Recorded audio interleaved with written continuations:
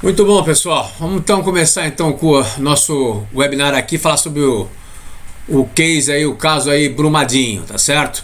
Eu vou bater aqui no caso Brumadinho. O caso envolve vários quesitos e várias questões. Faz desde a questão moral até a questão legal, tá certo? Eu vou bater aqui, procurar bater tecnicamente. Qualquer pergunta pode parar no meio, faz a pergunta na hora, a gente já mete, já sai com a resposta na hora, ok? Essa é a nossa ideia, nosso conceito então, tá certo? Então, caso Brumadinho, nossa pergunta principal é: miopia na gestão de riscos por parte da administração. Por que a miopia?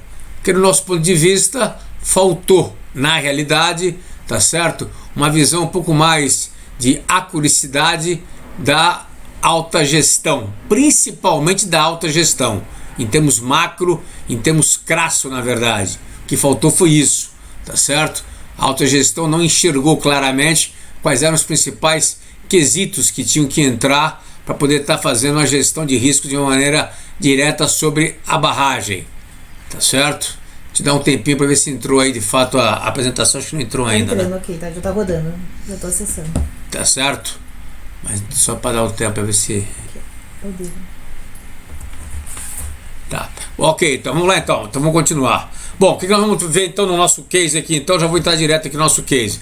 Bom, nós somos da Interrisc, já conhece Interrisc Brasiliano, de forma clara e direta, tá certo?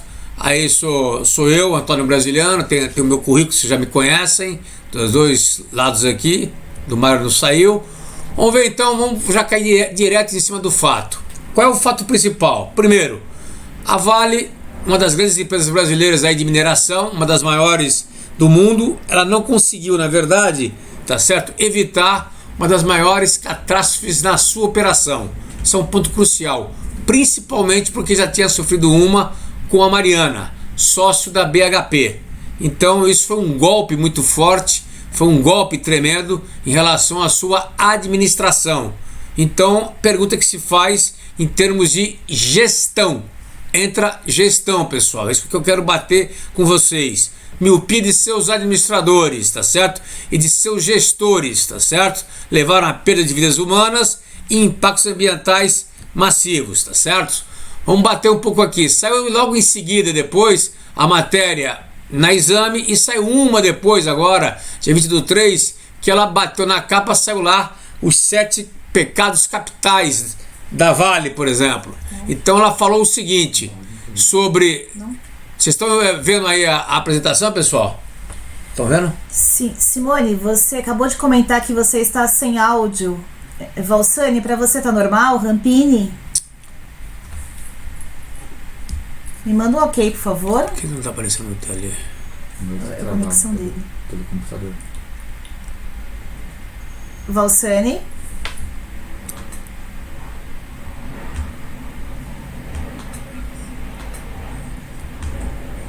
Mas tá normal, Brasil. Tá normal, é o computador dele.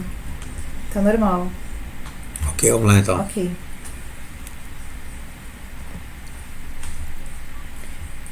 Vamos continuar então. Acho que é só a Simone. A Adriana tá ok, né? Thales. O Luciano tá ok. O Alessandro. Beleza, então. Foi a Simone que comentou aí no chat. Nós ficamos preocupados. Vamos dar andamento. Tudo funcionando bem. Vamos lá então. Então, logo após o acidente, o ex-presidente, hoje afastado, Fábio Schwartzman, ele teve que dar, na verdade, foi chamado lá na Câmara dos Deputados para dar uma declaração sobre o que estava acontecendo, o que foi que houve, qual era a resposta oficial que ele tinha que dar à empresa. E ele, numa postura um tanto quanto, digamos assim, arrogante, falou de maneira clara: a Vale é uma joia brasileira que não pode ser condenada pelo acidente que aconteceu em sua barragem.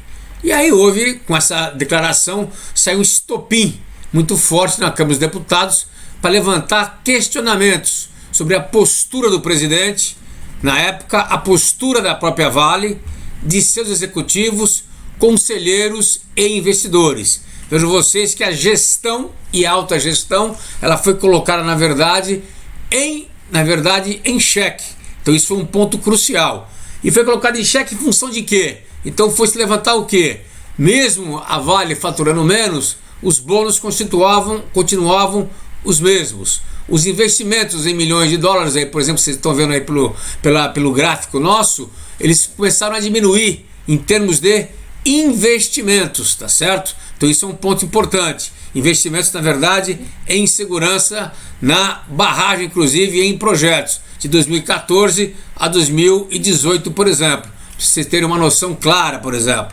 Então aí no chat agora que nós estamos vendo aqui no slide, que nós estamos vendo, slide 9, vocês estão vendo aqui agora, investimento em execuções de projetos, por exemplo, tem de 2014 a 2018, saiu de 7,9 foi para 1 bilhão, por exemplo, de dólares, por exemplo, vocês terem uma noção clara, tá certo? Então caiu, na verdade, o seu investimento. E em barragem, saiu de 2014 para 2018, caiu de 475 bilhões para 191 bilhões de dólares. Então ficou claro isso daí, que o investimento, na verdade, na manutenção de barragem, na execução de projetos, na sua distribuição de segurança, na gestão, houve uma queda.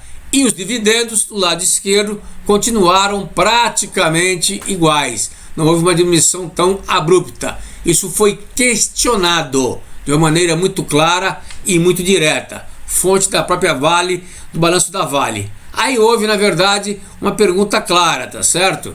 Nas semanas que seguiram o rompimento da Vale, a Vale montou 2 linhas de investigações. Pra vocês terem uma ideia clara também. Quais foram essas 2 linhas de investigações? As 2 focadas, na verdade, na área jurídica. Uma com a ex-ministra Helen Garcia, que ficou focada, a ex-ministra do Supremo Tribunal Federal, para poder verificar o que tinha acontecido, e o outro com o escritório americano. Os 2 jurídicos. Pergunto eu a vocês, não tinha nenhuma da área técnica, nenhuma da área de gestão de riscos, nenhuma da área de geologia. Então pergunto a vocês, não era o caso de ter contratado o IPT da vida, por exemplo, São Paulo, USP, para ter verificado o que tinha acontecido? Tá certo? Que são especialistas em gestão de riscos, no caso geológico, no caso de barragem e etc., em deslizamento, desabamento e outras coisas mais, não são específicos disso. Por que a questão jurídica em si? Era para se proteger ou para verificar quais são as causas em si? Então, um ponto que ficou também, que foi levantado isso daqui claramente. Outro ponto importante, enviou mais de 400 funcionários, eles falaram, executivos falaram, para suportar as vítimas, muito após, na verdade, os sinistros. Falaram que deram doação de 100 mil reais para as famílias, né, que sofreram, né, as perdas, as vítimas, né, de maneira clara e direta, e que fechou acordo para pagar, né, a indenização de até 100 mil pessoas que de alguma forma foram afetadas pelo rompimento. E falaram que com isso foram generosos, entre aspas, né, isso vazou, quer dizer, postura extremamente, de uma certa forma até arrogante, tá certo? Então, e os executivos da Vale, comentando em off para a reportagem da revista Exame, comentaram o seguinte: se não houvesse falha, a barragem não teria rompido. Mas até o momento não vejo onde erramos, ou o que poderíamos ter feito diferente. Um conselheiro reforça ainda, quer dizer, o executivo falou que não sabe onde errou. Quer dizer, uma coisa que fica uma declaração extremamente ruim. Como é que uma empresa do porte da Vale, com uma equipe profissional tão boa, com auditorias externas suportando, não sabe onde errou, não sabe aonde cometeu o erro, ou não sabe o que aconteceu de fato, tá certo? Quer dizer, algo de estranho estava acontecendo, tá certo? Algo, né, não estava descendo bem. E o conselheiro falou, alguma falha houve, mas não sabemos qual. Senhores, desculpe, eu como técnico, eu como gestor técnico, eu não posso admitir uma coisa dessa. Não tem como admitir. Se estava todo o processo inteiro estava redondo, se o processo estava gerido, né, de uma forma clara e aberta, não poderia ter um furo desta magnitude. Furos existem, processos, né, e eventos aleatórios podem ocorrer, mas não desta magnitude. Não tem como a gente escapar, tá certo? Então, quando a barragem acabou vindo de 88 metros de altura, com 12 milhões de metros cúbicos, tá certo? Maior do que Mariana, inclusive, rompeu às 13 horas, tá certo? No dia 25, com o refeitório cheio de gente, tá certo? Né? O conjunto de identificações pertíssimo da barragem, levou de roldão aquilo tudo, tá certo? E o presidente chegando de Davos, ele não soube o que falar, não tinha o que falar, ele não tinha explicação para isso, tá certo? Então uma magnitude dessa não tinha o que falar. Então a pergunta que a gente fala é: erro de gestão? Houve negligência? Houve descaso? Houve incompetência? Houve complacência? O que houve de fato, né? Claro e simplesmente. Então vamos rever agora e vamos estudar um pouquinho mais, que eu fiz isso daí, e olhando simplesmente o que? O site da Vale e o relatório dela de sustentabilidade. Primeiro, a estrutura da Vale. O Afonso faz um comentário, né? Poderia no papel estar ok, e na prática não. Não, negativo. Eu discordo de você. Negativo, porque se na prática, se no papel tivesse ok de que maneira? Então vamos lá então. O refeitório já estava errado, porque o refeitório, pela legislação e pela prática, ele teria que estar a 10 km de distância, e já não estava. Então não estava nem no papel e nem na prática. Ok, Afonso? Então aí já começamos errado, tá certo?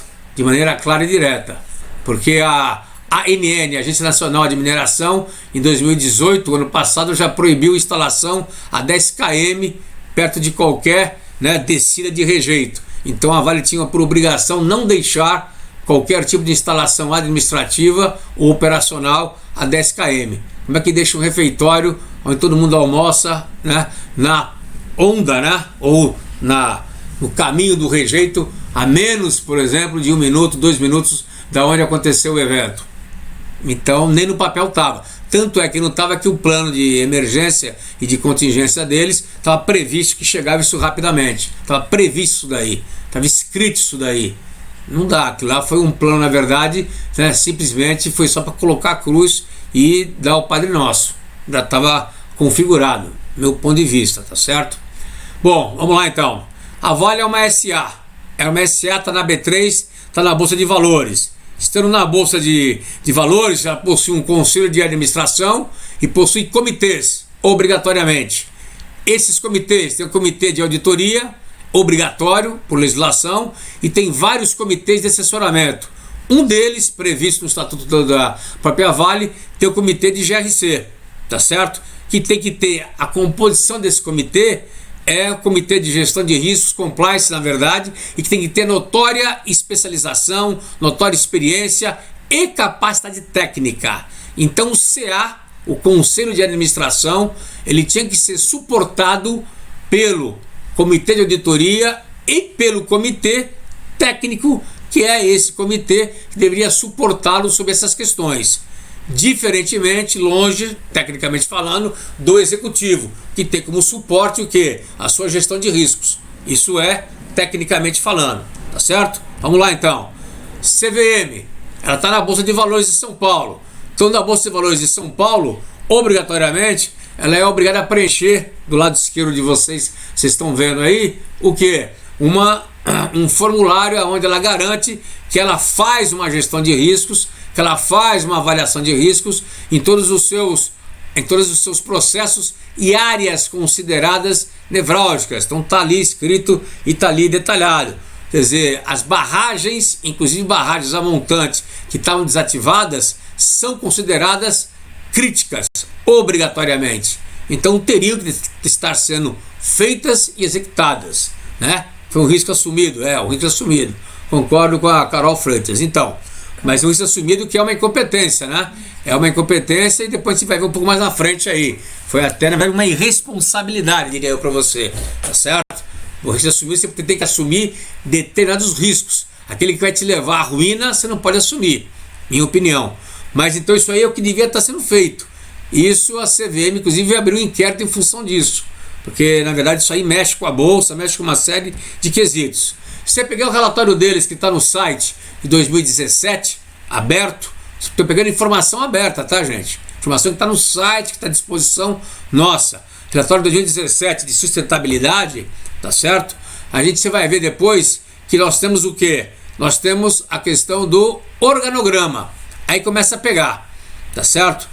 Vou dar um tempinho a mais para poder aparecer, para vocês poderem olhar um pouquinho mais com maior carinho, que eu acho isso aqui interessante agora aqui. Enquanto isso, Brasileiro, tem alguns comentários, né? O Carlos Freitas falou, foi um risco assumido, infelizmente com vidas inocentes, né? A Joyce Fidelis, o fato de estar tudo ok no papel não necessariamente significa que a auto-administração não soubesse dos riscos? Então, Joyce, mas acontece que não estava no papel tudo ok, não. Estava no papel dizendo que a auditoria, teoricamente, estava, na verdade, fazendo o que tinha que ser feito. Mas alguém checou isso daí? Tinha o double check, que é obrigado a fazer? É isso que eu vou bater com vocês agora. E por fim, o Gerson Mambro comenta: houve negligência dos executivos em relação aos possíveis riscos, dado ao que aconteceu em Mariana. Mas fora Mariana, houve, no meu ponto de vista, uma negligência muito grande em relação a isso. E houve um erro estratégico aí, na verdade. O pessoal fala que não sabe onde errou, eles começaram a errar conceitualmente aí. Se vocês olharem esse organograma aí, vocês não enxergam nesse organograma a área de gestão de riscos, tá certo? Então a área de gestão de riscos, de gerenciamento de riscos aí, ela está, na verdade, debaixo de uma área operacional. O que é área operacional? Está debaixo de alguma dessas diretorias aqui, tá certo? Isso já é um erro crasso que se comete, porque devia estar debaixo do diretor, devia estar debaixo do presidente, na verdade, de maneira clara e direta, ligado a ele diretamente, e não está. Por que não está? Uma questão de erro conceitual. A área de gestão de riscos não pode estar debaixo de uma área que seja operacional. Exemplo, risco financeiro não pode estar debaixo da área financeira. Por quê? Porque o risco financeiro, quem for avaliar o risco financeiro, não pode ser alguém que esteja debaixo do diretor financeiro. Por quê? Porque como ele vai ser avaliado e é funcionário do diretor financeiro, pergunto eu a vocês, ele vai fazer aquilo que o diretor financeiro mandar. Ponto. Acabou. Isso é básico. 3 linhas de defesa. Isso não existe. Riscos geofísicos, como está o caso aí, a questão da barragem, não poderia estar debaixo da área de barragem. Tem que estar debaixo da área, na verdade, de risco corporativo, isolado. Tá certo? Duas perguntas.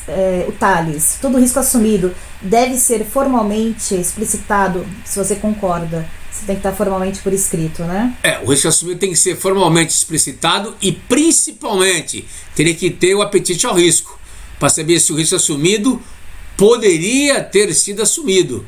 Poderia ter sido assumido, o Thales. Então, se tivesse ultrapassado ou ultrapassando, por exemplo, na verdade, o apetite ao risco, ele nem assumido poderia ter sido assumido.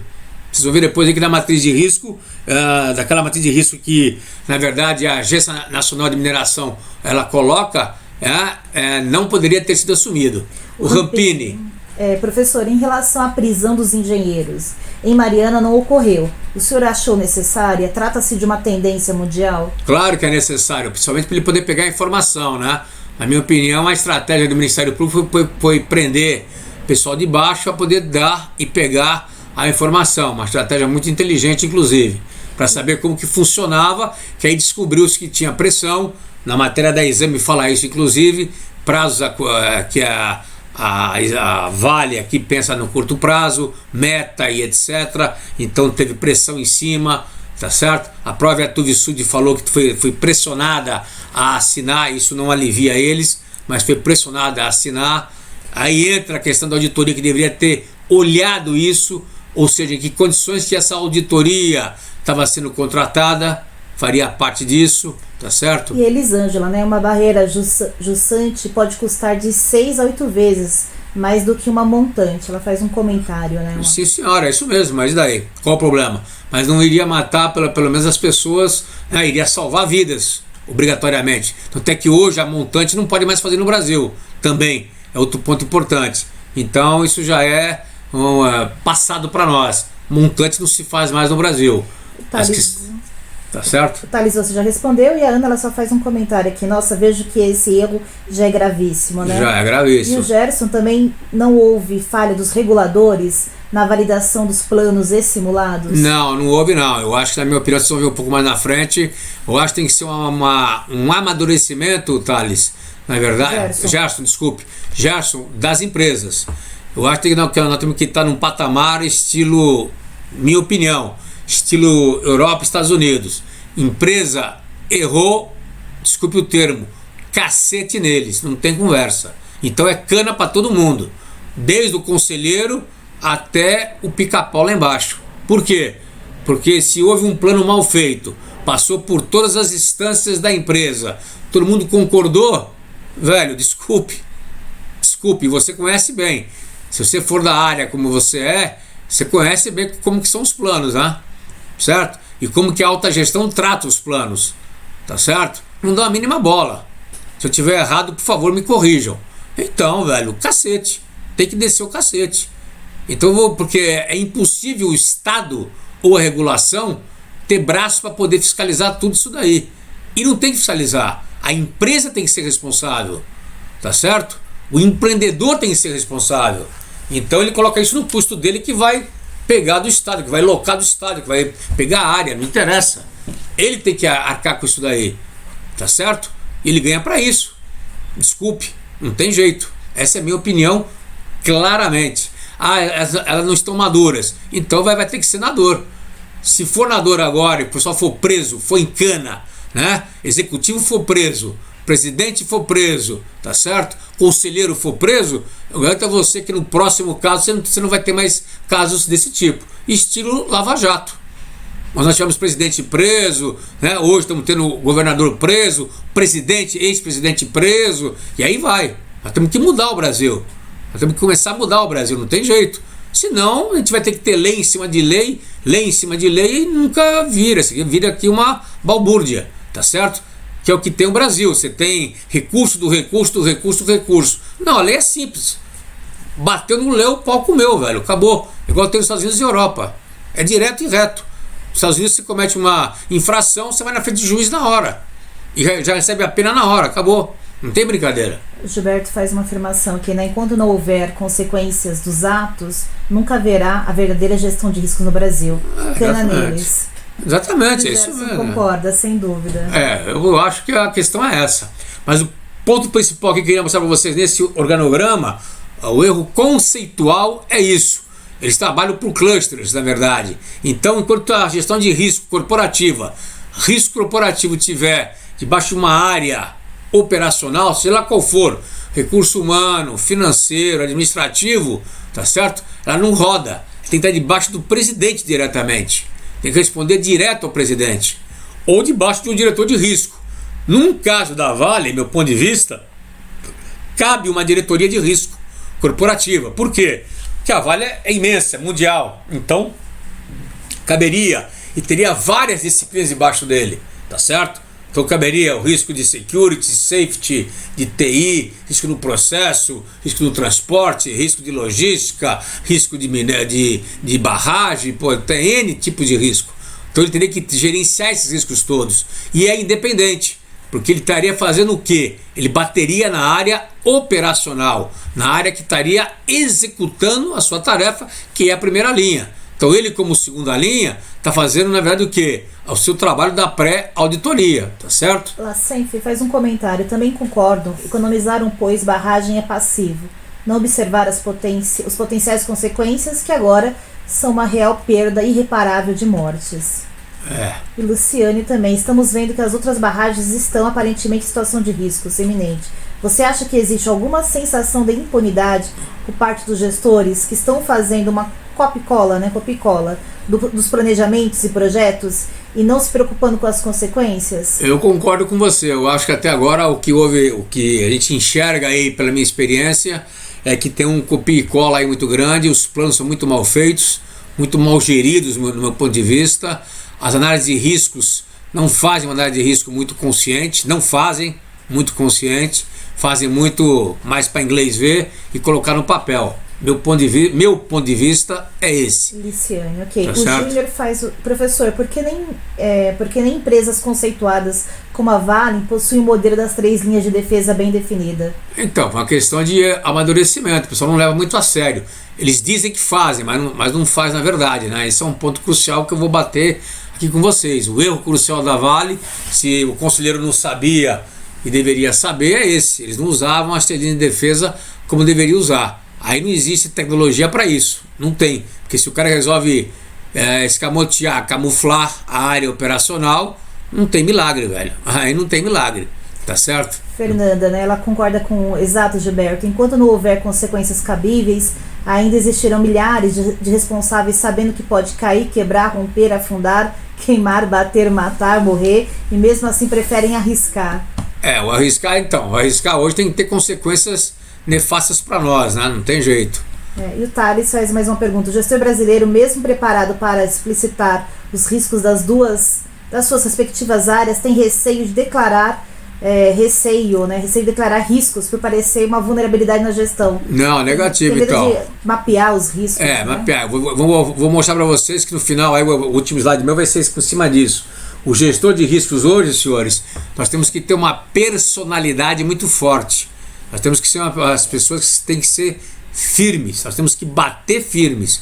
Mesmo que isso, hoje no Brasil, coloque, na verdade, em risco nossos empregos. Quer dizer, nós temos que bater no presidente, bater no conselho. Essa é a nossa função. Tá certo? Auditoria é a mesma coisa. Se tiver uma auditoria fraca, acabou. O conselho está exposto. Porque a auditoria, ela é os olhos, ou são os olhos do conselho de administração. Tá certo? Ela não vê a sua parte financeira. Ela não pode ver a sua parte financeira. Então ela tem que olhar, indo na segunda linha, pegar quais são as áreas críticas e os processos críticos obrigatoriamente. Então, gestão de riscos junto com a auditoria, os dois heads, na verdade, as duas pessoas, tem que ter uma postura muito firme. Se tiver essa postura firme, velho, tchau. Esquece que não vai funcionar. Então é uma questão de perfil. Não pode ser uma pessoa que seja gente boa. Teoricamente falando, brincando com vocês aqui, eles não almoçam com todo mundo, não. Não vai ter amiguinho, não, tá certo? Mas um complemento do Thales, brasileiro, que ele fala assim, que o gestor do negócio às vezes tem medo de mapear o risco, né? De identificar essa vulnerabilidade. Ele tem esse medo, mas aí entra a segunda linha para poder auxiliá-lo, para poder dizer que ao mapear o risco, mostrar a vulnerabilidade, ele está se protegendo. Porque se algo acontecer na área dele e não tiver mapeado, ele vai ser responsável. Então, se não mapear, vai ser uma burrice dele muito grande. Então essa é a grande sacada dele, tá certo? Esse é um ponto importante para ele, ok? E o Gerson concorda com o que você fala, né? O gestor de risco também deve ser independente. Tem que ser independente. Vou dar mais. Hoje as três linhas, ela bate nisso com uma tranquilidade muito grande. Eu tive uma discussão com um cliente nosso também nisso, onde a área de risco estava debaixo da área financeira. Ela foi para uma área jurídica, na verdade, e eu fiz uma apresentação para o conselho e falei, tem que ser independente, tem que estar debaixo do presidente. Tá certo? E aí houve, na verdade, a concordância, eu explicitando a tese de defesa, deram um prazo aí de 6 meses, 1 ano, para que ela pudesse ir para debaixo do presidente. O pessoal reagiu, a diretoria reagiu contrária, na verdade, tá certo? Achando que não precisava, que não era bem assim. É bem assim, sim, porque a diretoria executiva como um todo, quer queira, quer não, tenta manipular de uma maneira até indireta, não direta, mas indireta faz. Tá certo? Não tem jeito de você querer fazer a coisa, tá certo? E aqui só faz um comentário, né? Que a Vale demonstrou total negligência, incompetência de gestão em todas as fases da crise ainda, né? Nem a parte de risco, mas a parte da crise. Sim, fora isso, né? Isso com certeza. A gente vai bater na parte especificamente da área de risco, mas é isso mesmo. A parte da crise foi muito mal gerida, na verdade, né? E pior que eles tinham isso aí tudo escrito, né? Lacef, mas também deve haver uma ferramenta administrativa que premie o administrador por resultado, incluindo investimento num controle de risco melhor? Como fazer? Você tem aí a matriz de risco, você tem meios hoje de você mensurar o risco, por exemplo, a sua área que tiver menos riscos, a sua área que controlar melhor o risco. Então você pode colocar indicadores. Então você põe os KRIs, por exemplo, você poder ter forma de você medir isso daí. Quem mediria isso daí? Auditoria, por exemplo, e a gestão de riscos, que são áreas independentes que não teriam nada a ganhar com isso. Por isso que não pode ser o gestor de riscos da área dele, na verdade, debaixo da área do próprio diretor. Porque se ele for medir aquilo ali, já não passa a ser independente. Ele tem interesse nisso. Então tem que ser uma área independente. Quem? Auditoria, área de riscos, etc. Então tem que ser claramente isso daí. Tá tendo muita pergunta, né? Lari aqui tá pedindo para dar uma sequência lógica na apresentação, né? Que o pessoal acaba fazendo bastante pergunta, né? Esse é o objetivo, né? Já tentar de alguma forma esclarecer as dúvidas que acabam surgindo aqui no webinar. Quem que é que lá? Lari, apareceu como Lari Peixoto. Lari, né? Peixoto, vamos lá então. O que você não está entendendo, Lari? O pessoal está fazendo perguntas, né? Nós estamos batendo o ponto principal que houve essa carreada de pergunta aí, até botei um slide para você poder compreender, foi que eu falei que a alta gestão da Vale, ela questionou por que aconteceu o rompimento da barragem, tá certo? Que não sabiam por que tinha havido esse rompimento da barragem, tá certo? E eu coloquei que isso era um grande absurdo, porque ela tinha uma estrutura para poder suportar isso daí. Então foi isso que eu coloquei para vocês. Mostrei para vocês o organograma que está aí na telinha agora para você poder olhar. E falei para vocês que a gestão de risco corporativo deles, né, por ela ser uma empresa que está na Bolsa de Valores, uma empresa que é SA, que é B3, ela tem que estar o quê? Tem que estar aberta. Então ela tem que fazer a gestão de riscos. Então o conselho de administração, ele é obrigado por regulação, tá certo? A ser, na verdade, o supervisor de riscos. Então o CA, lá em cima, é o supervisor de riscos. O presidente é o responsável, de forma clara e direta, por todos os riscos que acontecerem na empresa. Todos. Ele é o responsável. Não tem conversa. Tá certo? É isso que ele estava comentando. E pelo que gestão de riscos não está debaixo dele diretamente, talvez por uma questão de não estava tão focado nisso, ou porque ele quebrou aquilo ali em vários clusters, por exemplo, tem acontecido isso. Então é isso que a gente está debatendo esse assunto, tá certo? Então esse é o ponto principal que a gente bateu. No relatório deles, mais alguma pergunta? Thales. Eu usei este argumento aqui, a declaração de risco é uma pólice de seguro e muito barata. Esse argumento é interessante. A declaração de risco é uma pólice de seguro. A declaração de riscos, não. Apetite ao risco, você quer dizer? Apetite ao risco. Eu acho que apetite ao risco é um limite que você vai ter até onde você vai arriscar para cumprir com os seus objetivos. Tá certo? A sua estratégia e seus objetivos não pode levar você à ruína, Thales. Esse é um ponto importante. E não é uma pólice de seguro, porque a pólice de seguro não tem como você reverter as vidas. Isso é um ponto fundamental, tá certo? E isso o mercado e a sociedade cobra, que é a questão da sustentabilidade, tá certo? Vamos lá. Em 2010, Rampini. Professor, em 2010, um funcionário com 22 anos de trabalho da Vale defendeu uma dissertação de mestrado em que apontava problemas em algumas barragens, inclusive Brumadinho. A Vale não deu importância. Nos Estados Unidos e Europa, estudos como esse são levados em consideração pelas empresas? São levados em consideração pelas empresas, sim senhor. Esse funcionário, inclusive, ele fez, aí, se não me engano, foi em Ouro Preto que ele fez o mestrado dele, né? A dissertação dele, inclusive, tá certo? É exatamente isso. Infelizmente, Brumadinho era uma outra tragédia anunciada, né? Esse é o ponto principal, tá certo? Vamos só continuar aqui para a gente poder avançar um pouquinho mais. No relatório deles, senhores, ponto importante que agora, eles falaram que faziam a gestão de barragens e resíduos minerais. Então eles falavam claramente isso daqui. Isso está escrito, olha que interessante, que está escrito. E que eles gerenciavam, na verdade, né, com um padrão internacional. Está lá escrito, ó. Comitê Internacional de Grandes Barragens e Associação de Mineração do Canadá. Eles seguiam um padrão internacional, teoricamente falando, tá certo? Então tá embaixo lá, em processos e procedimentos organizados em gestão de segurança, gestão de risco, gestão de emergência, em todo o ciclo. Então eles colocavam isso daí. Isso é teoria, isso foi teoria, conforme alguém falou aí há um tempo um pouco mais na frente, tá certo? Então ficou-se colocado no relatório de sustentabilidade, passava-se a imagem de que a Vale tinha, na verdade, um processo todo ele estruturado. Até tinha, mas não era praticado, na verdade, por outras razões óbvias aí, em relação a custo, em relação a preço, etc. A alta gestão hoje não quer reconhecer isso daí, mas era que no fundo aconteceu de maneira clara e direta, não tem como a gente fugir muito disso. Se tivesse seguido esses padrões internacionais, não estaríamos aí com esse ponto aí. Isso é uma fotografia e eu tirei essa imagem aí também lá do relatório de sustentabilidade, gestão de barragens e resíduos minerais, para provar para vocês que isso é uma outra realidade. Outro ponto importante que eu cito no meu paper, eu acho que é importante vocês falarem também, é que na verdade qualquer plano de emergência que a gente vai fazer, gente, principalmente em barragem, seja ela hídrica ou barragem de rejeito, ou qualquer plano de emergência ou contingência, se nós soubermos ou formos avaliar uma avaliação de risco que é inevitável o óbito, a morte de várias pessoas, ou que a área é uma área já condenada, na verdade, você não pode estar deixando aquilo ali parado. Você não pode deixar aquilo ali a Deus dará, tá certo? Tem que se fazer alguma coisa, mesmo que se tenha licença ambiental, porque entra a questão moral e a questão legal. Então, se eu sei, se estourar a barragem, eu vou matar 100 mil pessoas, 50 mil pessoas, não tenho como deixar as pessoas ali. Eu não posso deixar as pessoas ali, tá certo?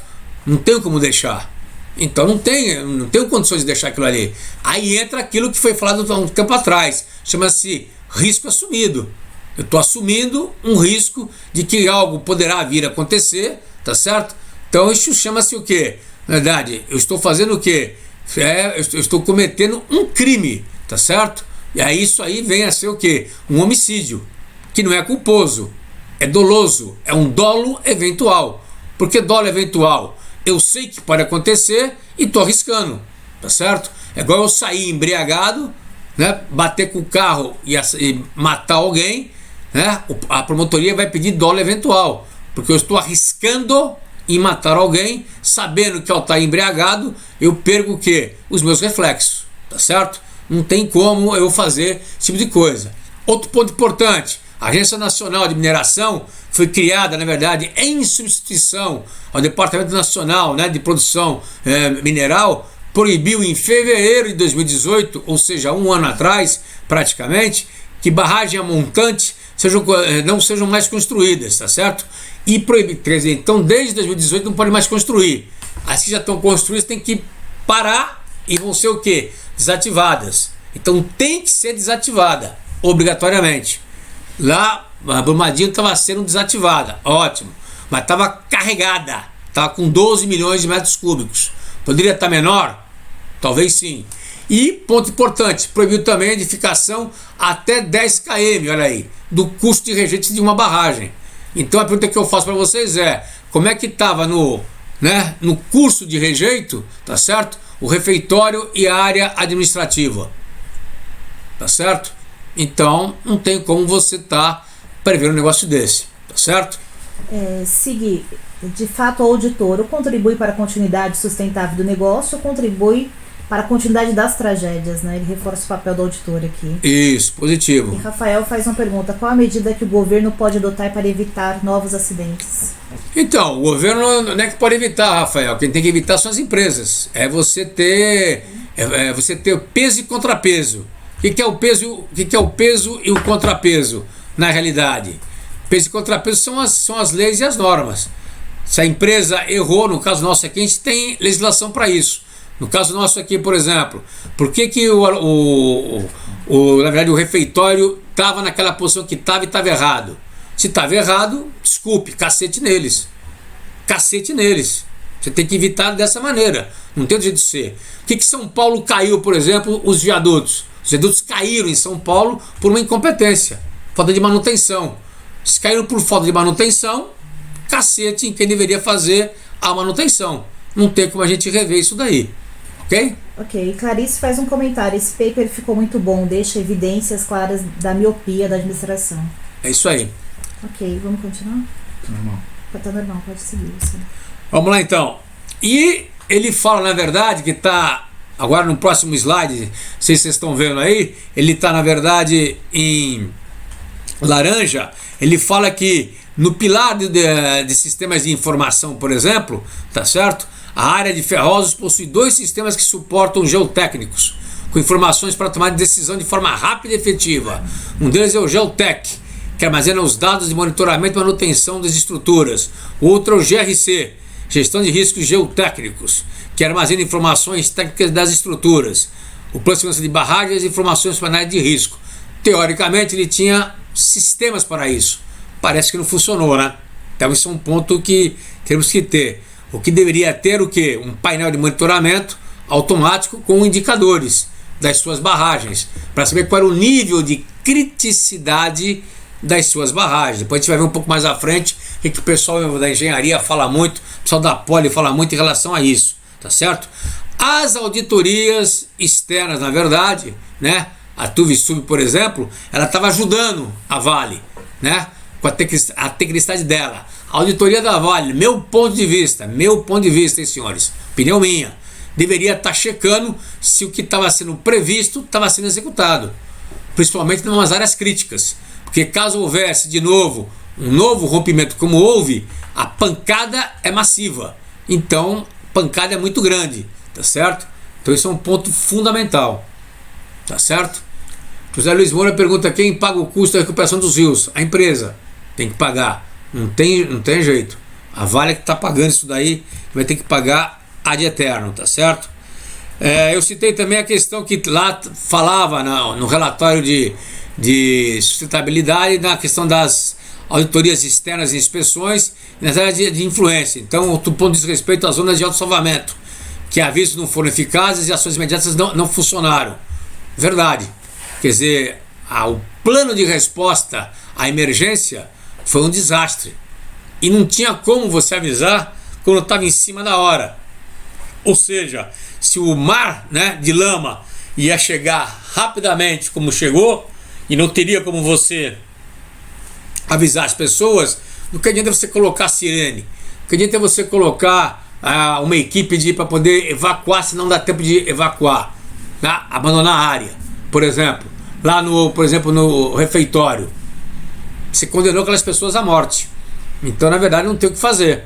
Então, não teria que ter plano específico para isso. Lari Peixoto, eu diria em culpa consciente, não em dolo eventual. Os gestores acreditavam demais em sua habilidade de continuar enrolando a situação e evitando a tragédia anunciada. O típico jeitinho, o restaurante local inadequado também seria culposo, ao meu ver. Culposo não, doloso, né? Desculpe, doloso, Peixoto, meu ponto de vista. Doloso, é isso aí. Então tem isso daqui. Olhem os senhores aí que na página 118 do relatório, na verdade, da sustentabilidade, ele fala sobre a gestão de riscos. E ele fala na gestão de riscos, se olhar um pouco mais embaixo aqui, no terceiro parágrafo que está juntinho, um pouco mais na frente aqui, ele fala: como descreve o relatório, né, é realizado por clusters, ou seja, áreas segregadas. Então esta visão cria uma miopia. Então, no meu ponto de vista, esse é o erro principal da Vale. Ele não bate as 3 linhas de defesa, tá certo? Tanto é que ele fala que no relatório de 2017 ele fala o seguinte: a pedido do Conselho de Administração da Vale, o processo de GRC, de gestão de riscos, está passando por uma revisão, tá certo? Então tem que fazer igual hoje se faz na área bancária, obrigatoriamente. Na área bancária se faz o quê? Com o único Chief Risk Officer. As disciplinas são feitas o quê? Juntas, de maneira interdependentes e não de maneiras segregadas. Então a área de risco tem que estar debaixo do presidente, não tem conversa. E isso segue o quê? A premissa. Então aí colocaram de maneira clara e direta, ó, eles falam que trabalham com risco regulatório, risco físico, risco associado à mudança climática, não adianta nada, tudo separado. Meu ponto de vista, tá certo? Então a forma que está fazendo a gestão, no meu ponto de vista, é que foi o erro crucial da Vale, tá certo? Esse foi meu modo de entendimento que teve, na verdade, né, a questão da Vale sobre a questão da estratégia como um todo, tá certo? Teria que ter feito isso de maneira integrada, ó. Então a gestão de risco tem esse problema claro aí para vocês poderem estar enxergando de maneira óbvia, né? E aqui entra, na verdade, um ponto interessante, que lá no Canadá, por exemplo, quis também frisar isso para vocês, eles fizeram um sistema de comunicação para uma comunidade canadense, para uma cidade canadense. Eles fizeram um teste lá de aviso para a cidade canadense via telefone, tá certo? Quer dizer, uma comunicação rápida, prática e eventual. Isso no Canadá. E no Brasil, nada. Isso está no relatório dele de sustentabilidade. Isso, inclusive, do meu ponto de vista, não é um ponto a favor, é um ponto negativo. Quer dizer, lá no Canadá eu faço e aqui eu não faço. Por que isso daí? Porque lá é lei, lá obriga, lá eu levo o cacete, lá eu apanho e aqui eu não apanho. Por que eu investi lá e não investi aqui? Tá certo? E põe isso como se fosse ainda, né, algo que seja, na verdade, né, algo que foi magnânimo. Eu condeno isso daqui, tá certo? Pergunta que eu fiz lá que tem Laranjinha, por que não se fez em Minas Gerais então, ou no Brasil? Por que não se fez primeiro no Brasil, tá certo? Ou fez lá e fez no Brasil também, tá certo? O investimento foi ridículo, na verdade, em relação a isso. Para vocês conseguirem ler isso daí depois, é importante pegar e baixar o paper, mas é para vocês entenderem o conceito, gestão, quer dizer, faz lá fora e não faz no Brasil. E aqui vem a nossa três linhas de defesa que eu quero bater com vocês. Então, três linhas de defesa. É primordial trabalhar com isso. A Vale fala que tem e que aplica isso, não aplica conceitualmente. Então, conceitualmente, isso não vale, não aplica. Por que não aplica? Porque a área de risco não está independente. Ponto.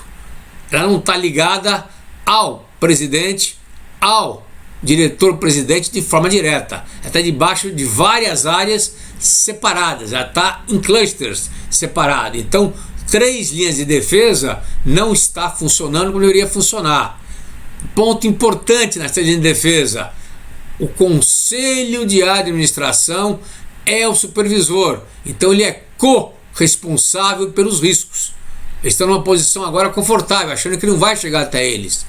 Tem que chegar até eles. O conselheiro vai sofrer sim, tem que sofrer sim consequências, porque deveria chegar a informação por eles. Qual é o esquema da estratégia de defesa clara, na verdade, que tem que chegar até eles? É que a auditoria interna leve para o comitê as informações que ele considera pertinente, buscando essa informação na segunda linha e no testar na primeira. Então ele tem uma visão da auditoria de forma independente. Para o presidente vai a informação da segunda linha de forma também independente, sem estar o quê? Sem estar mesclada ou sem estar viciada com a diretoria executiva. E aí essas informações se cruzam lá no conselho. Esta é a estratégia das três linhas de defesa. É o efeito cebola. Por isso que é feita desta maneira. Você trabalha com o efeito cebola. Um sobrepõe o outro, tá certo? Esse é o ponto de virada. Então essa é a estratégia. A auditoria checa a segunda e checa a primeira, obrigatoriamente. A auditoria dá o aval para o processo de gestão de risco, tá certo? E leva essa informação para o comitê de auditoria. Ele não fica só na área financeira. Não fica só na área financeira. Fica na área operacional também. Então, riscos operacionais com impactos massivos estratégicos têm que ser monitorados e olhados pela auditoria, sim senhor. E tem que ser checado se o processo de risco está sendo de fato executado, conforme manda o seu, na verdade, o seu processo. E se está dentro do seu apetite ao risco. Isso tem que ser olhado. Por quem? Pela auditoria e pela área de risco. Obrigatoriamente. Não tem como escapar, senhores. Então isso é um fator chave. Isso para mim foi o erro principal que aconteceu. A segunda linha, ela tem que unir, quando eu falo segunda linha, área de risco, ela tem que unir, né, congregar todas as disciplinas de riscos, obrigatoriamente. Não faz isso. Então a área de riscos de barragem deveria estar debaixo do guarda-chuva da área de riscos, não estava, então ficou viciada com isso. A auditoria a TUVSUB, por exemplo, tinha que estar debaixo da área de risco, ele devia estar olhando, não precisa ser engenheiro para isso. Eu dou aula aqui no IPT da USP aqui e não sou engenheiro para isso. Dou aula de análise de risco aqui, não sou engenheiro. Você vai dar aula da metodologia, então ele vai buscar, na verdade, essa informação, ele vai congregar esta informação para isso, obrigatoriamente, tá certo? Então isso é um ponto importante, tá certo? Vai lembrar se alguém citou por que é a Vale? Não, a gente vai ver, tem algumas antes, Brasileiro, pode finalizar, depois a gente volta. Tá, então tem que congregar isso aí como um ponto claro e iminente. Então isso é um ponto importante para a gente poder estar citando isso de forma clara e direta. Então o erro em Brumadinho, no meu ponto de vista, foi esse, foi claro e foi específico aí de maneira direta. Tinha que ter usado uma série de ferramentas, entre elas impacto cruzado, tá certo? Para poder estar enxergando, né, o tipo de risco que poderia ser mais motriz, por exemplo. Isso é um ponto fundamental. Ok. Liciane, como eu disse anteriormente, outras barragens já estão em estado crítico. Além dos simulados que a Vale está fazendo nas áreas de risco, se você sabe de alguma outra ação de mitigação deste risco que está sendo tomada pela empresa?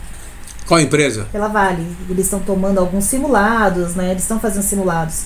Se você tem conhecimento de alguma outra ação para mitigação dos riscos. Não, pelo que eu sei, a Vale está revendo todos os seus planos hoje, seus planos de gestão de risco, seus planos de segurança hoje, e estão mais atuantes em termos de simulação nas cidades onde possuem barragens próximas, barragens a montante próximas. Por que a montante?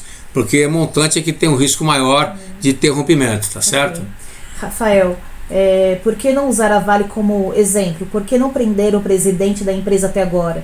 Por que não responsabilizaram ele pelas 300 mortes? Pois é, eu acho que estão verificando, meu ponto de vista, estão juntando provas, né? Meu ponto de vista, por isso que prenderam o pessoal de baixo, tá certo? E aí o Afonso pede um exemplo de apetite ao risco. Apetite a risco é o seguinte, até onde você vai arriscar. Por exemplo, vou arriscar deixar o refeitório naquele local para cumprir meu objetivo, que seria meu objetivo do EBITDA, do lucro, ou não vou arriscar? Quem toma essa decisão? Decisão toma é o conselho, tá certo? Se aquele teu apetite pode levar você à ruína, por exemplo, como levou a Vale, a ruína que eu falo da imagem, etc., a da sustentabilidade, então está acima do seu apetite. Não é só de dinheiro, de grana, não. É de todo um contexto. Então o apetite ao risco tem que ser discutido em termos de grana, em termos de imagem, em termos de quesitos regulatórios, impactos ambientais ou socioambientais. Quem mexe com rejeito, com barragem e etc. tem que olhar pelo menos esses quesitos para poder estar regulando qual vai ser, colocando qual vai ser o apetite ao risco. Tá? O apetite ao risco é o máximo que você vai arriscar para cumprir com seus objetivos. Você não pode ultrapassar isso. E o certo? Gerson faz uma pergunta, se a Vale tem uma área de gestão de crise. Tem uma área de gestão de crise, junto com a área de risco. Junto com a área de risco que tem a parte de crise em conjunto. Tá certo? Aqui tem, na verdade, um IPPF, que é do Instituto dos Auditores Internos. Esse IPPF, que é o Guide 2120, ele, na verdade, ele determina, ele sugere, que é o standard, na verdade, Risk Management do auditor, aonde ele fala que o auditor tem que olhar os riscos principais, verificar a eficácia da governança, dos controles internos e da gestão de risco. Então, é obrigação da auditoria perante, né, na verdade, seguindo as normas da auditoria interna, olhar a gestão de risco, olhar os riscos principais, verificar o apetite ao risco. Então o processo tem que rodar. Por quê? Porque ele é um órgão independente, ó. Ele tem uma perninha ligada diretamente ao comitê de auditoria. Então isso é um ponto fundamental, tá certo? A Ana Carolina, ela comenta, na minha opinião, as simulações de abandono que a Vale está realizando soam mais como um plano de contingência do que gestão de riscos. A questão é que a gestão de riscos, Ana Carolina, é um todo, né? Que o plano de contingência é uma resposta ao risco, tá certo? Plano de contingência, emergência, a qualidade de negócio é resposta ao risco, tá certo? Então, gestão de risco, ele engloba tudo, na verdade. Não tem mais essa separação. Eu trabalho só com contingência, eu separo só com crise, emergência, contingência, qualidade de negócio e risco é um pacotão único, na verdade. Porque um risco mal gerido, tá, ou uma emergência mal gerida, pode virar uma crise. Então tem que estar tudo num pacote só, tá certo? Especificamente falando, certo? Você pode dividir em caixinha, mas tem que estar num departamento único. Isso é o que as boas práticas hoje recomendam. Antigamente nos bancos, por exemplo, você tinha uma área de risco, você tinha uma área de qualidade de negócio. E por incrível que pareça, eles não se falavam. Então tinham riscos diferentes, cenários diferentes. Burrice. Então tem que ter uma área só, que congregue isso debaixo do mesmo guarda-chuva, tá certo? Lari Peixoto, ela fala, minha opinião, com todo respeito, que os membros do Ministério Público precisam desta capacitação técnica de gestão de riscos para poder compreender bem as responsabilidades. Essa visão é muito diferente do contexto jurídico e exatamente o que permite responsabilizar o presidente e ampliar o rol dos réus. Excelente apresentação para os juristas. Na verdade, para você ter uma ideia, aqui no Supremo Tribunal Federal, na segunda instância, por exemplo, a gente dá assessoria e o pessoal já segue, na verdade, e pede explicação sobre as 3 linhas de defesa. Então, na área jurídica aqui no Brasil, começa a mudar um pouco a ampliação deles em relação a isso. Eles começam a responsabilizar tanto a gestão, presidência, a diretoria e até conselho em relação a isso. Então os juristas estão começando, né, o Ministério Público e os juízes a olhar sobre essa ótica. Então esse é um ponto importante, tá certo? Isso tem que ser visto e cabe na verdade a área de riscos a estar sensibilizando a presidência em relação a isso, porque o Ministério Público está aí no caso, inclusive, eles estão descendo o cacete aí, por exemplo, na TUVSUB. Por quê? Porque considera a TUVSUB como uma empresa que foi corrupta. Por que corrupta? Que aceitou a pressão da Vale, ou o dinheiro da Vale, pressão da Vale, em prejudicar, por exemplo, a investigação. Tá certo? Se olhar isso aí, ler isso daqui, é que ele falou que, na verdade, em 2018 para 2015, né, foi levantado que Brumadinho estava numa situação ruim. E eles soltaram um laudo, na verdade, tá certo? Dizendo que estaria bom em junho de 2018.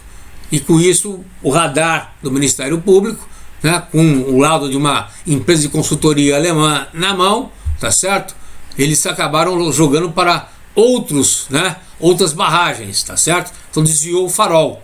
E a Vale se amparou nisso, tá certo? Sabendo que, ou achando que sabendo que, a coisa não estava tão boa lá, tá claro? Então isso é um ponto fundamental a gente entender isso daí. E agora estão descendo o cacete em relação a isso. A TUVSUB soltou até uma nota no jornal dizendo que eles estavam, na verdade, em dúvida hoje sobre a metodologia deles. Soltou isso aí também no jornal há um tempo atrás. Então isso é importante a gente saber e verificar. A auditoria deveria ter olhado isso daqui, meu ponto de vista, tá certo? A auditoria interna vai ter olhado isso daqui. Outro ponto importantíssimo, que não tem como escapar, isso não exige engenharia de ninguém, né? É a barragem a montante, na verdade, né? O alteamento a montante e o ajusante. Não tem que chorar, gente. Não tem que chorar. For fazer a pesquisa aí, o Rampina aí que faz lá o mestrado lá na USP, por exemplo, vai lá na Politécnica, por exemplo, que fez aí um simulador, obrigatoriamente. Então esse simulador comprovou o quê? Que 71% das barragens, nos casos de acidentes, o motivo é liquefação e o piping, que causa morte e impactos ambientais muito grandes nas mineradoras. A liquefação e o piping não tem como evitar, gente. Não tem como evitar. Você só monitora. O que é a liquefação? É quando o sedimento sólido passa a se comportar como se fosse líquido, com o aumento da pressão.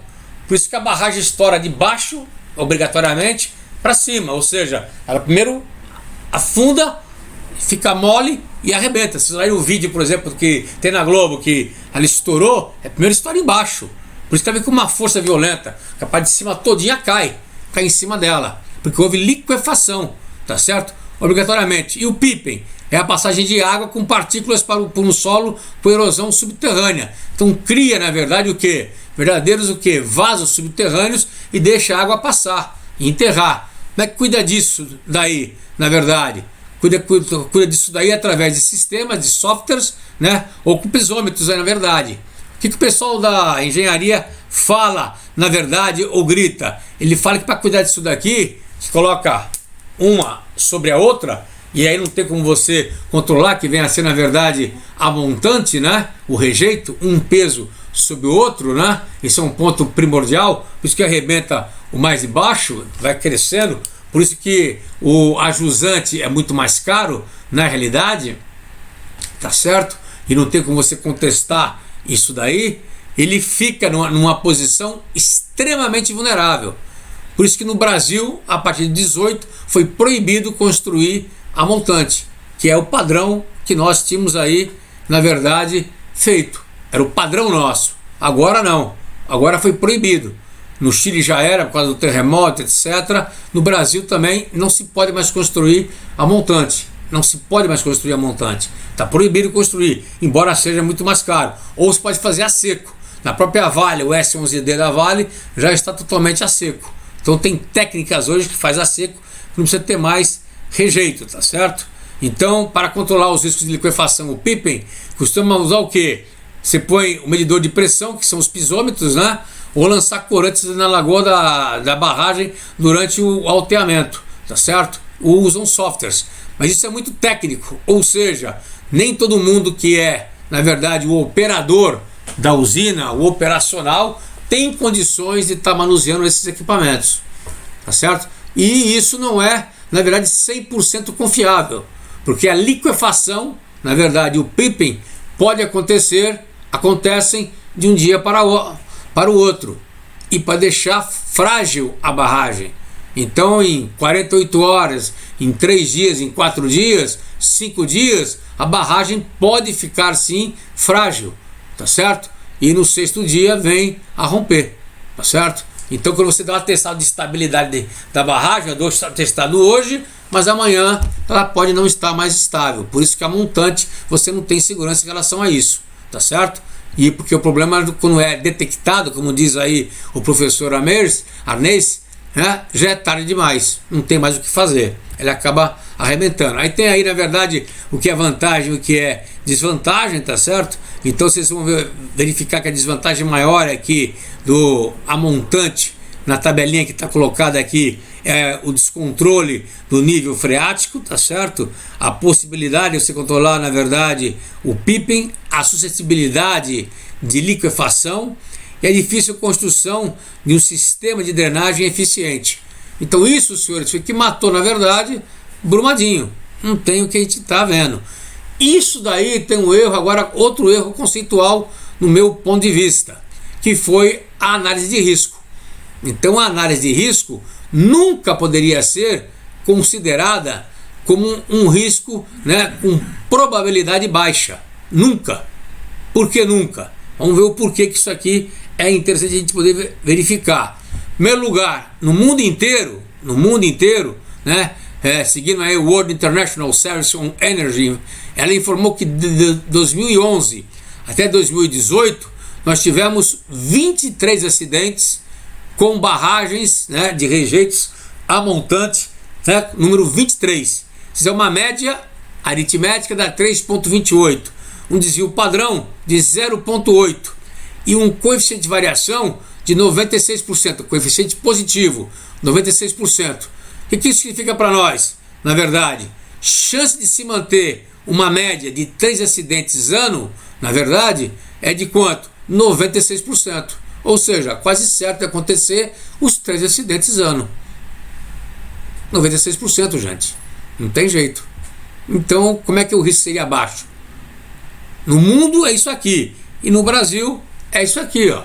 Nós tivemos 4 de 2010 a 2019, incluindo aí Brumadinho. 4 no Canadá, 3 na China, 3 nos Estados Unidos. Tá certo? Então, se olhar a frequência, não pode ser baixa. Não pode ser baixa. E tivemos uma 3 anos atrás. Então não pode ser baixa. Não tem como ser baixa. Concordam comigo ou não? Então não tem como ser baixa. Se vocês olharem aqui a matriz de risco que a Agência Nacional de Mineração ela coloca para as mineradoras, aí sim vem um fator da regulação. E no meu ponto de vista, essa matriz está meio equivocada porque ela usa uma matriz 3x3 com 5 níveis de classificação. Vocês vão ver, na verdade, que ela tem um posicionamento não equivocado, mas mais difícil de você mensurar. Mas mesmo assim dá para você mensurar de uma forma clara, tá certo?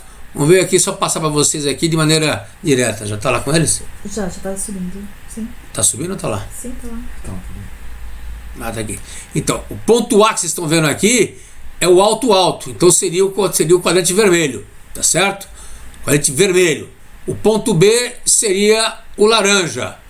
O ponto C seria o amarelo.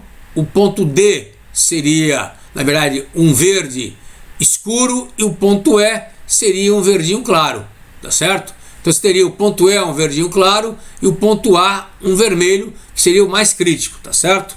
Aonde que estava classificada a Brumadinho, tá certo? Um dano potencial alto, tá certo? E um risco baixo. Então ela estava no quadrante C, aqui embaixo, tá certo? Ela estava colocada aqui embaixo, ó, tá certo?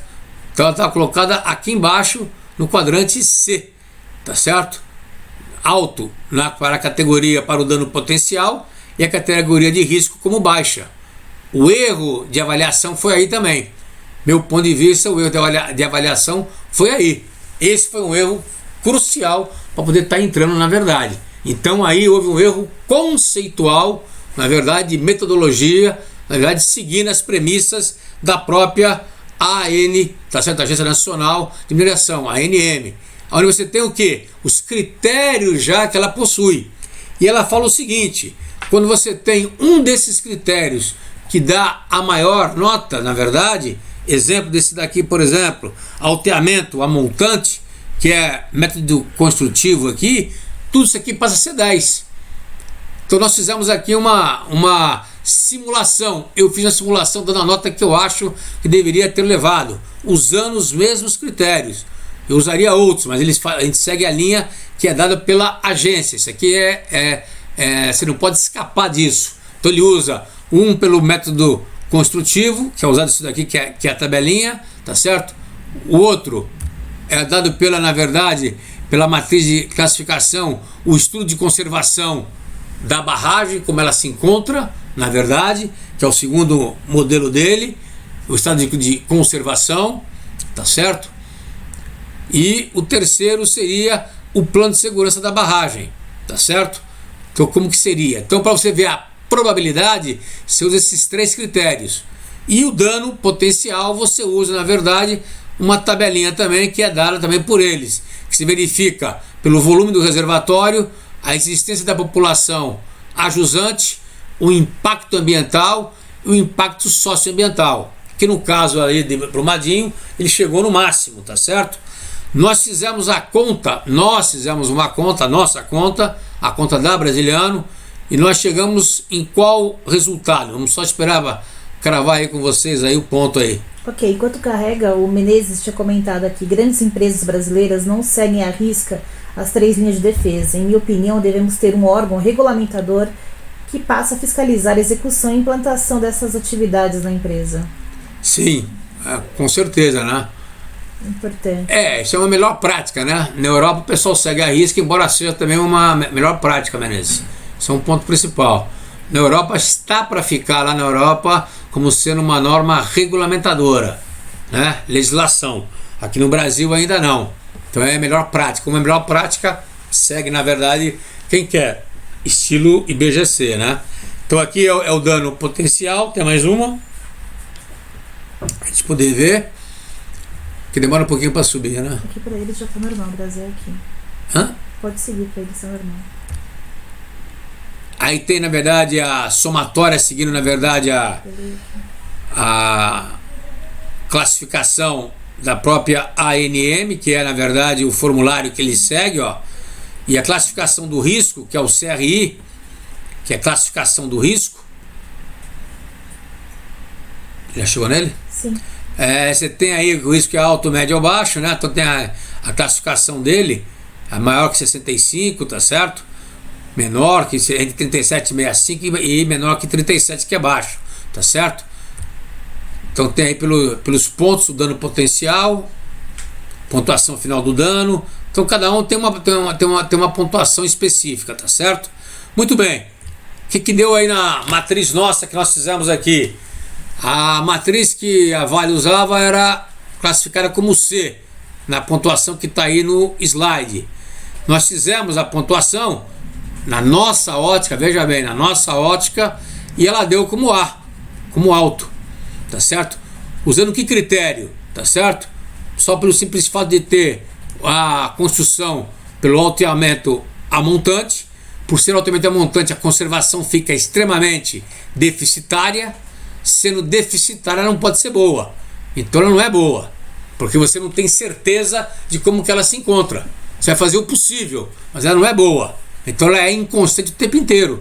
Então vai subir aquilo ali automaticamente. Não tem como você jogar para baixo, tá certo? Não tem como você jogar para baixo. Ela pode estar estável num dia, mas ela mantém uma instabilidade. Por si só já é instável. E a frequência dos acidentes provam isso, certo? Então, tecnicamente falando, na verdade, o risco seria alto. Ele estaria naquele quadrante ali, estaria no quadrante A. Então seria um risco considerado alto, na verdade. Estaria na pancada ali, né, no quadrante superior esquerdo. Esse é um ponto principal, tá certo? Então isso é um ponto para a gente poder estar pensando e raciocinando, vocês olharem aí com um pouco mais de carinho. Houve, na verdade, do meu ponto de vista, uma subavaliação em relação a isso, tá certo?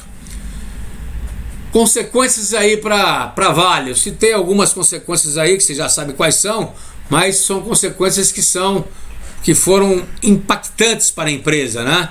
Como o desgaste da sua imagem nacional e internacional, fora o dinheiro, né? A troca da presidência, tá certo? Que foi impactante, impacto negativo na economia de Minas Gerais, que aconteceu, o bloqueio da justiça do dinheiro, que pegou cerca de 45% do seu caixa, 11 bilhões de reais, né? Período do afastamento do presidente, de novo, com mais 3 executivos que estão afastados por questões de justiça, o desgaste com o público interno, o estresse para levantar a moral dos colaboradores, perda do grau de investimento para inteligência de classificação, tá certo? Né? O Ministério Público já recomendou para a Agência Nacional parar com a questão das barragens, com alteamento, na verdade, ao montante, a indenização de acordos bilaterais, está muito caro, pedido de força-tarefa que o presidente e mais 8 executivos não entrem nas edificações da Vale, quer dizer, impedido de entrar na Vale, desgaste com a população local em função da imagem e mais a prisão agora que teve preventiva dos funcionários da Vale e da empresa Tuvisud, quer dizer, no mínimo 13 consequências aí que levaram aí eles a sofrerem desgastes emocionais, financeiros, de imagem e fora do meio ambiente. Quer dizer, então, compensou? Não, não compensou. Não compensou. Pancada foi grande, vai ter consequências aí jurídicas monstruosas, é crime ambiental, sendo crime ambiental, sofre em função disso. O que eu acho em relação a isso daqui? Então vamos lá. Primeira pergunta que eu faço a vocês: daria para evitar a tragédia de Brumadinho com a magnitude de todas as suas mortes? Resposta minha: sim, daria. Através das ações operacionais, alocando para locais seguros todas as instalações que foram atingidas da Vale. Pelo menos isso daria para fazer, tá certo? Quanto à comunidade, chamada Zona de Alto Salvamento, as AS, áreas com até 10 km, ou 30 minutos para chegar da onda de rejeito, né? Ações de aviso automático deveriam ter sido feitas, como sirenes, salvamento automático, rotas de fuga, pontos de encontro. Então tem que ter uma sinergia com a defesa civil, obrigatoriamente. Então, o número 1 daria para se fazer. Então, as simulações, senhores, tem que existir. Tem que existir. Então, quem tem empresa que está com comunidade próxima, a sinergia tem que existir. Teria condições de ter dado uma resposta mais efetiva? Sim, daria. Obrigatoriamente. Tá certo? Eu não enxerguei um plano de emergência que desse uma resposta rápida e efetiva, muito menos contingência, muito menos continuidade, tá certo? Houve praticamente nada no momento que ocorreu o evento, né? O presidente, inclusive, né, o Fábio, na hora da entrevista coletiva, passou a bola na verdade, para o governo, disse que a resposta imediata, primária, seria do governo. Faltaram recursos? Sim, principalmente pela descrença, né? Falta de planejamento e integração entre os municípios e o PAI que a Vale deveria ter. O plano operacional funcionou? Não funcionou. Não funcionou. Houve uma paralisia em função da morte de seus funcionários. Isso aconteceu. Então o que a gente chama isso daí na prática colou as placas. Não teve muito como acontecer. A estrelinha de defesa tão falada, funcionou? Não, não funcionou. Não funcionou. Por quê? Porque não estava, na verdade, segregada, ela estava segregada, não estava integrada, tá certo? A auditoria realizou seu papel de fiscalizador? Eu não posso afirmar de forma categórica, mas creio que não. Creio que não, tá certo? Pelo que nós vimos ali, creio que não. Considero isso um erro estratégico, né? A diretoria e o presidente, né? E o presidente sabiam da problemática da barragem, não usina, da barragem de rejeitos? Sim. Deveria saber. Sabiam, sim. Sabiam do problema. Que, inclusive, a própria gerente lá de riscos da geotécnica falou isso, né? Na verdade, no inquérito que foi colocado, que já foi divulgado, foi motivo de reunião, todo mundo sabia que o problema era sério. O CA sabia da problemática? Deveria saber. Via quem? Comitê de auditoria e diretoria e diretor-presidente. Deveria saber. Se eles não sabiam, na verdade, tá certo? Houve, na verdade, o quê? Fraude. Fraude de quê? Houve um delito, porque isso é fraude. Fraude de informação. Tá certo? Então isso é grave. Muito grave. Tá certo? Se não tiver isso em ata, tá certo? Então se tem ata gravada, tem ata escrita, tem que estar em ata. Foi informado, na verdade, para poder verificar isso daí, teria que saber isso daí. Tá certo? Houve crime? Sim, houve crime. Fora os crimes ambientais e etc., o principal para mim houve dolo eventual. Tá certo? Houve dolo. Então houve crime de homicídio e houve dolo. Não pode dizer que não houve crime. Houve crime sim. Tá certo? O ponto principal é que houve crime. Não teve como escapar disso. A última que eu acho que houve a pergunta aí durante nossa conversa aqui.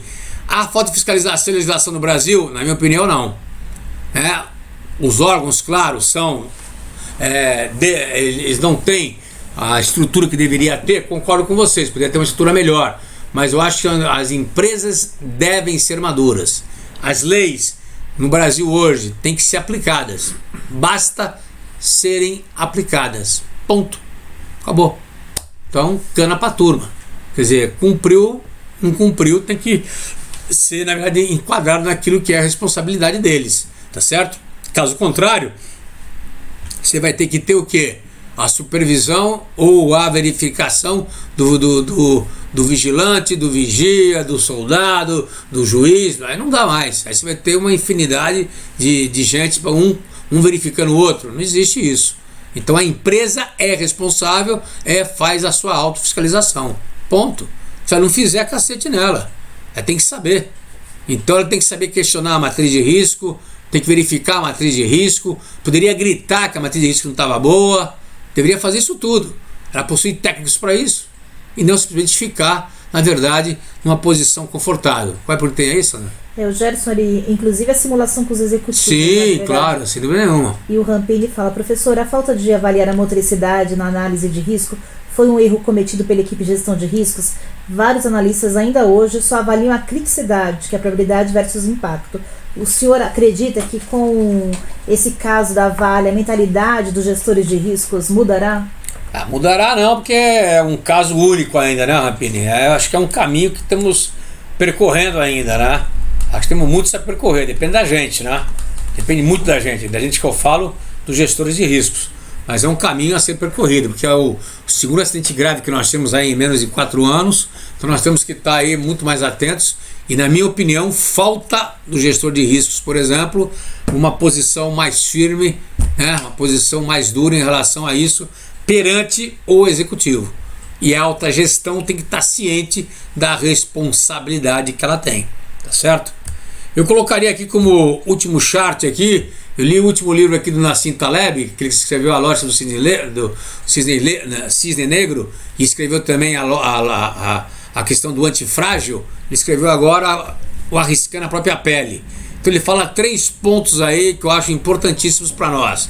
O primeiro ponto que ele fala: se você não corre risco por sua opinião, você não é nada. O que isso fica para nós?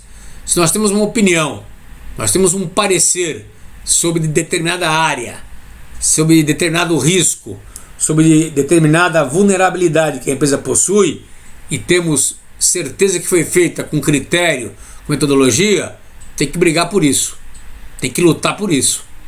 Não podemos simplesmente aceitar aquilo que o executivo fala, não vou levar para cima.